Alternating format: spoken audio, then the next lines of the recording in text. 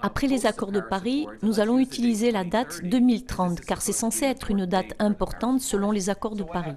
Que se passe-t-il ici? Je vais dessiner le même cercle, nous avons les entreprises et mettons maintenant l'année 2030. Ce qui se passera en 2030. Ces entreprises existent encore, disons, là encore, ce sont des entreprises. Ils créent des produits comme je l'ai mentionné précédemment, pour nous, en tant que consommateurs, même situation, vous et moi. Et ces consommateurs paient un certain montant pour ces produits. Et devinez quoi? Ils continuent à polluer. Je vous donnerai quelques chiffres à ce sujet. En fait, nous verrons qu'ils polluent beaucoup plus. Mais il se passe quelque chose de très intéressant pour la pollution qu'ils font. Ils doivent maintenant payer une organisation que je vais appeler, entre guillemets, l'IPCC. Ce groupe est composé de personnes comme Al Gore, de personnes comme les Bush, de nombreuses personnes des marchés de matières premières, et essentiellement une élite mondiale ici, des scientifiques entre guillemets. Le dollar va ici, les dollars entrent et ces personnes livrent à ces personnes quelque chose appelé du crédit carbone. Et qu'est-ce que ça permet de faire à ces compagnies maintenant? C'est de polluer. Mais pour pouvoir polluer, ils doivent payer à cette organisation une redevance. Et cette organisation émet des crédits carbone. Voilà quelque chose d'encore plus intéressant. Ces crédits carbone, si vous regardez le marché des matières premières, le marché global de matières premières, ces crédits carbone sont achetés et vendus ici, sur ce marché de matières premières aux gens.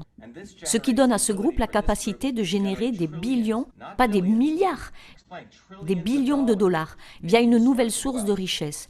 Ainsi, ces crédits d'émission de carbone ont été créés par ce groupe, comme un véhicule permettant de facturer essentiellement quelque chose aux pollueurs. Et ce groupe a le potentiel pour faire des billions et des billions de dollars.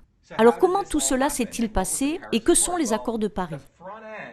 Eh bien, le front de toute cette organisation, ailleurs Al Gore, substantiellement a tout monopolisé à un certain moment et avait l'accès à un grand nombre de crédits d'émission de carbone qu'il avait accumulés. Et son objectif était d'avoir un retour d'argent en obligeant ces entreprises à l'avenir, environ après 2030, à acheter ces crédits carbone. Et si vous regardez réellement ceci, les relations publiques de l'IPCC, je l'appelle leur machine à relations publiques, étaient ce que nous appelons les accords de Paris. Les accords de Paris étaient vraiment leur moyen en relations publiques pour faire accepter cela et que tout le monde y participe. Ce que les États-Unis, si vous regardez les États-Unis ici, avec le drapeau ici, les États-Unis ont été forcés par l'IPCC. D'ailleurs, cela inclut les établissements démocrates et les établissements républicains, qui disaient essentiellement au gouvernement des États-Unis qu'il devait créer ce que nous appelons un fonds vert. Et ce fonds vert, je vais expliquer ce dont il s'agit vraiment. Les États-Unis devaient injecter 100 milliards dans ce fonds vert. Et à quoi servaient ces 100 milliards? Souvenez-vous bien, les pays qui polluent vraiment ne voulaient pas en faire partie. Ils ne voulaient pas vraiment faire partie des accords de Paris. Pourquoi? Parce qu'ils doivent payer les frais à l'IPCC. Comment faire pour les pousser à y participer? Je vais mettre ça ici. Voici ce que j'appelle les personnes d'influence de ces pays. Les personnes qui influencent les pays, comme par exemple, si vous prenez l'Inde ou la Chine, et vous avez comme ça une liste de plus de 190 pays. Notez bien que tous ces gens ont des influenceurs, ce qu'on appelle des conseillers. Ce chiffre d'une centaine de milliards de dollars allait être canalisé par différentes ONG pour être essentiellement rentable. Et en fait, les gens avaient déjà obtenu des accords comme quoi, s'ils adhéraient aux accords de Paris, les dollars leur seraient versés.